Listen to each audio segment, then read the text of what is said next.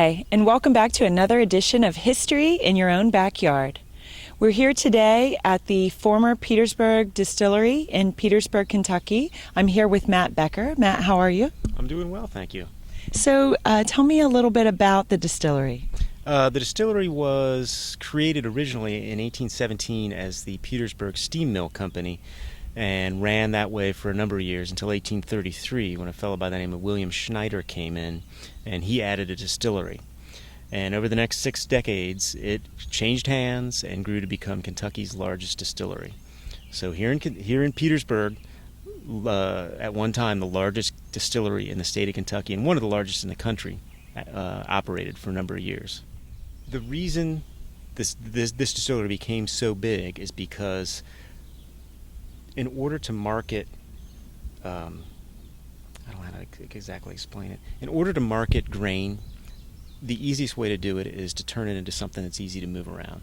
So you could take, and there are statistics I could read that say, you could take 50 bushels of corn and try and haul that out by horse, or you could distill it into 50 gallons of whiskey and move that out. It's a whole lot easier, gets a better profit, and simpler to move. And a lot more fun, right? Well, a lot more fun, and there's a ready market. I got a great quote I can read about Cincinnati in the 1850s. What people don't realize, they always talk about Cincinnati being the kind of pork capital and Porkopolis, beer center, all of that, whiskey. Cincinnati in the mid-19th century is described as the Midwestern entrepot for whiskey. Much of the whiskey distilled before the Civil War was a semi-finished article which moved through the commission houses to a rectifier. That's a large commercial distiller like this one. Most likely located in Cincinnati, which brewed more lager beer than any other American city, handled more whiskey than any other mart in the whole world, and made the barrels, stills, and rectifying columns which the distillers required. Between that, the fact that they had this giant distribution network up in Cincinnati, and the superhighway of the day, the Ohio River, this made a perfect location. So throughout the 19th century, it slowly grew, it changed hands. It suffered a little bit during the Civil War, like all distilleries did, when federal excise taxes went from 20 cents up to $2 a gallon. In April of 1864, all legal distillers pretty much stopped because taxes hit $2 a gallon. After that dropped back down, production went back up at Petersburg and elsewhere.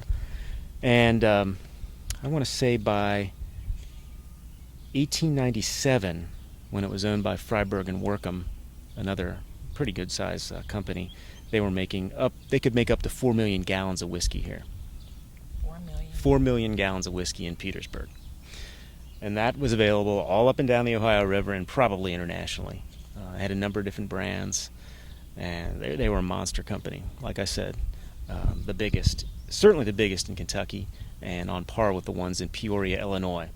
So why was its use discontinued? Well, I think what happened was they got to be too big, perhaps.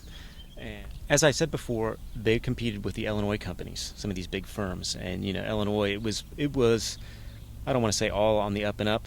There was certainly some underground activity going on, and they got together in Illinois and created a company called the Kentucky Distilleries and Warehouse Company. That organization, also known as the Whiskey Trust, came in to Kentucky and bought up distilleries one at a time. Eventually they acquired 37 distilleries with the express purpose of slowly shutting them down. That's what happened to Petersburg. So between 1900 and about 1916, 1917, they sold off all the whiskey, barrel at a time, bottle at a time, and then started dismantling warehouses. So we had 3 or 4 massive brick warehouses, the distill house, all these other structures, all of that stuff slowly came down. The bricks themselves were reused all around Petersburg and all around the region. So there are no doubt bricks or buildings in Aurora made from Petersburg Distillery brick. There are several buildings here in Petersburg. I just found out about one in Burlington that was built of distillery brick. So, like I said, everywhere. By 1920, there was nothing. Yeah. What types of whiskey and bourbon were made here? Early on, they probably focused on rye whiskey, and then after the Civil War, or maybe after the Civil War, they probably started shifting over to bourbon. The later owner, Freiberg actually brought whiskey or brought bourbon north from Kentucky. He was from Germany, spent time in Williamstown, Kentucky, learned of bourbon in the early 1850s, and said, loved the drink, brought it back north. He, of course, didn't create it, but he marketed it out of Cincinnati and his other distilleries. Of course, they own more than one distillery. Petersburg was one of them. Matt, how do you know so much about the Petersburg Distillery? Well, we know a lot about the records from federal census information, manufacturing schedules. That's how we know literally how many gallons a year they made, how much material they had, all of the stuff they had on storage, corn, et cetera, But we know so much about the daily workings because a man by the name of Louis Loder lived in Petersburg and kept a daily diary from 1857 to 1904. And Loder's every day he would make a comment. It would always started with the weather, of course, and then he would go into something about what was going on in town. Some of the great comments he made is his first entry in the diary is about the distillery. He said that the thermometer this morning was 2 degrees below zero. Mr. Schneider sent 2 4-horse teams over on the ice to haul whiskey from the mouth of Tanner's Creek to Lawrenceburg, and was hauling whiskey from the distillery across the river with 2 1-horse sleds. Later on, he says, in 1866, the whiskey caught fire at the Lower Whiskey House, made quite a scare, but was soon put out. And then another one in 1867. Last night, some thieves broke into J.C. Jenkins and Company office, blowed open the safe, took all the money and some valuable papers, amount stolen cash, $292.48. And Loder made comments like that all the way through the end of the 19th century, daily. And that's why we know so many of the subtle workings of the distillery.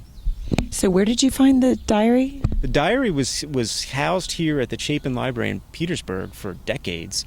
Much of it was transcribed in the 1970s, and it's now available online through the Boone County Public Library. Yes. He lived in this house right behind you. Yeah. He called that home for 50 years. Eventually he moved back up into the Constance area before he died. One of the few surviving buildings is the Distillery Superintendent's house. It's a duplex in Queen Anne style, built of brick. Basically, one side of it was used for the on-site manager, superintendent of the business, and the other side was a flexible space that could be used as someone who came into town. This is the distillery scales office. Again, it was built as a business building, and I'm assuming that they had some sort of scales on the end of it, close to the road. It's very difficult to tell at this point. It's apparently of log construction, at least half of it, but I'm not sure about the rest. I think it was definitely built in stages, though. The only other surviving building that's actually on the site itself is out here in this cow pasture. It's the original brick cooperage. I'm guessing it was built in the 1830s based on the architecture, but it's hard to say for sure. And one of the few photos I have of the operation shows the people that worked in the cooperage standing in front of it. And it's been part of this farm for a century at this point. One of the buildings in Petersburg that was built from salvaged distillery brick is the Oddfellows Hall down here on Tanner Street and First. Built in 1913, 2-story building. It was a storefront on the first floor, and the second floor was the Oddfellows Hall.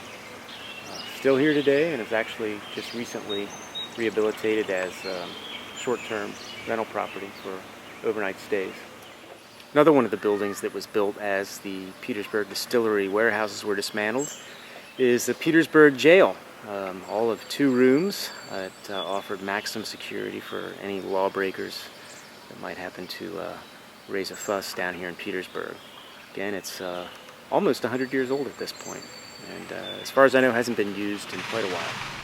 Thanks for watching another edition of History in Your Own Backyard. Remember, travel slowly and stop often. Goodbye.